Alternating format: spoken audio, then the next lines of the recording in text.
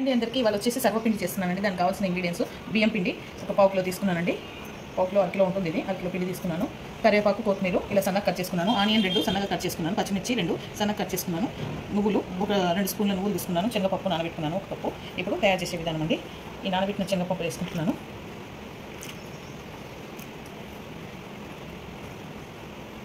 కొంతమంది పల్లీలు వేసుకుంటారు నలిపి. నేను శనగపప్పు వేసుకుంటున్నాను. కొత్తిమీర కరివేపాకు వేసుకుంటున్నాను. సాయంత్రం పూట స్నాక్స్ చాలా బాగుంటుంది ఇది.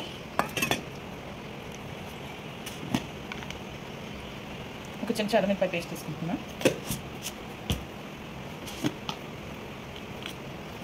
ఒక చెంచాన్నర ఉప్పు వేసుకుంటున్నాను.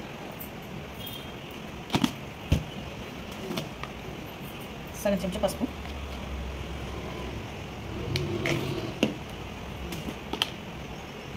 రెండు చెంచాలు కారం వేసుకుంటున్నాను. 2.5 వేసుకుంటున్నాను. జీలకర్ర 1 స్పూన్ వేసుకుంటున్నాను. దీంట్లోనే పచ్చిమిర్చి, ఆనియన్, పచ్చిమిర్చి, నువ్వులు అన్నీ వేసేసుకోవాలి. అన్నీ వేసేసుకొని కలుపుకోవాలి బాగా. వాటర్ పోసుకొని గట్టిగా పూరి పిండిలాగా తడుపుకోవాలి పిండిని అండి. మొత్తం ఇలా నానబెట్టుకోవాలి పిండి గట్టిగా. ఇప్పుడు కడాయిలు తీసుకొని దాంట్లో ఇప్పుడు ముద్దలు తీసుకొని కడాయిలో మెత్తగా ఉత్తుకోవాలన్నమాట. కొంచెం నూనె పోసుకోవాలి అడుగుకి. గిన్నెలలో కూడా చేసుకోవచ్చు. ఇది నేను కడాయిలో చేస్తున్నాను. తెలంగాణ స్టైల్ తపాలా చెక్క సర్వపిండి ఇదే అంటారు. ఇలా పలుసగా కడాయికి ఒత్తుకోవాలన్నమాట.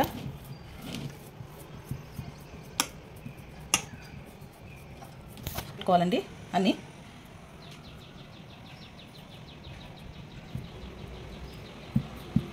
ఈ హోల్స్లలో కొంచెం కొంచెం ఆయిల్ పోసుకోవాలి.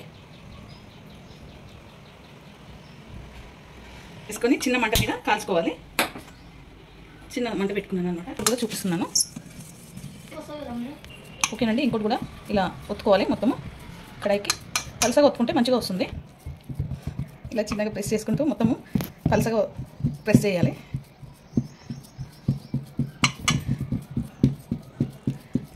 ఇది కూడా ఇక్కడ చిన్న మంట పెట్టి ఇది కూడా పెట్టేసానండి. ఓకేనండి. ఇలా ప్లేట్స్ మూస్తున్నాను. ప్లేట్స్ మూసి చిన్న మంట మీద మగ్గనివ్వాలి.